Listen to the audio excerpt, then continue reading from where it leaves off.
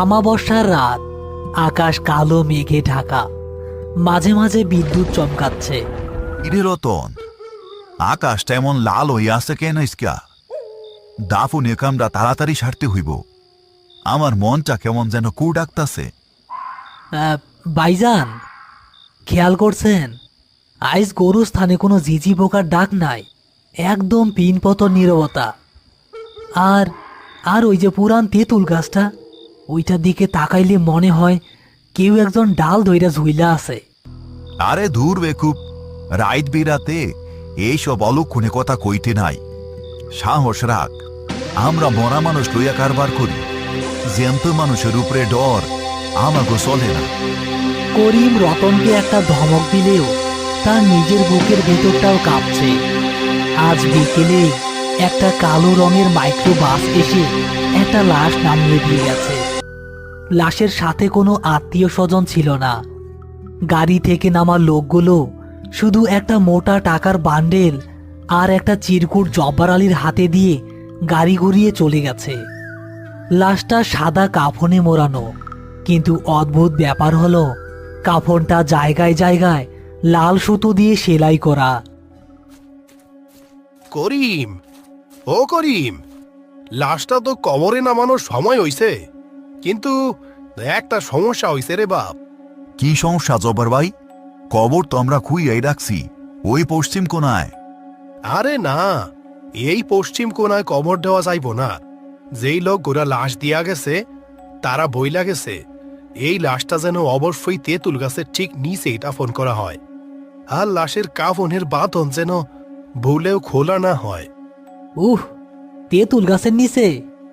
ভাইজান, ওই জায়গাটা তো ভালো না। গত বছর ওইখানে কবর খুঁড়তে গিয়া সাপ বাইর হইছিল, মনে নাই? আর কাফনের বাঁধন খুলবো না কেন? এইটা তো নিয়ম না।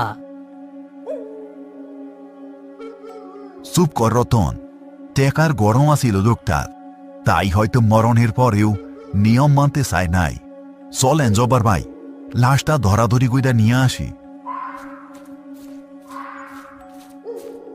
তারা তিনজন মিলে লাশটা কাঁধে তুলল, কিন্তু কাঁধে নিতেই করিম আর রতন দুজনেই প্রায় হুমড়ি খেয়ে পড়ল। মনে হলো তারা কোনো রক্ত মাংসের মানুষ নয়, যেন কয়েক মন ওজনের পাথর কাঁধে তুলেছে। অথচ লাশটা দেখে মনে হচ্ছিল খুবই শুকনা আর পাতলা গড়নের। ইয়া আল্লাহ, এটা মরা মানুষ নাকি লোহার বাক্স? এত ওজন কেন? ভাইজান, আমার শরীরটা তো জ্বইলা যাইতাছে। লাশটা থেকে আগুনের মতো তাপ বাইর হইতাছে। মনে হইতাছে আমি কোনো জ্বলন্ত কয়লার বস্তা কাঁধে নিছি। বিসমিল্লাহির রহমানির রহিম। আল্লাহ রক্ষা করো আমাদের। জোরে পা চালাও তোমরা, ঝড় নামতাছে। কোনো মতে তারা লাশটা তেঁতুল গাছের নিচে খুঁড়ে রাখা কবরটার পাশে নামালো। সাথে সাথে আকাশের বুক চিরে একটা বিকট শব্দে বাজ পড়ল। সেই আলোয় রতন দেখল সাদা কাফনটা যেন নড়ে উঠল। মনে হলো লাশের পেটের ভেতর থেকে কিছু একটা বের হওয়ার চেষ্টা করছে। ভাইজান, ভাইজান, লাশটা তো নড়তাছে। আমি নিজের চোখে দেখলাম। আরে ভুল দেখছস, বিজলির আলোয় চোখের ধাঁধা। দর, লাশটা কবরে নামাই। করিম আর জব্বার আলী লাশের মাথা আর পা ধরল, কিন্তু যেই না তারা লাশটা কবরের গর্তের উপর ধরল, হঠাৎ গর্তের ভেতর থেকে একটা শো শো বাতাস বইতে শুরু করলো এবং তাদের হ্যারিকেনটা নিভিয়ে দিল। এখন চারপাশটা ঘুটঘুটে অন্ধকার, শুধু মাঝে মাঝে বিদ্যুতের আলোর ঝলকানি দেখা যাচ্ছে।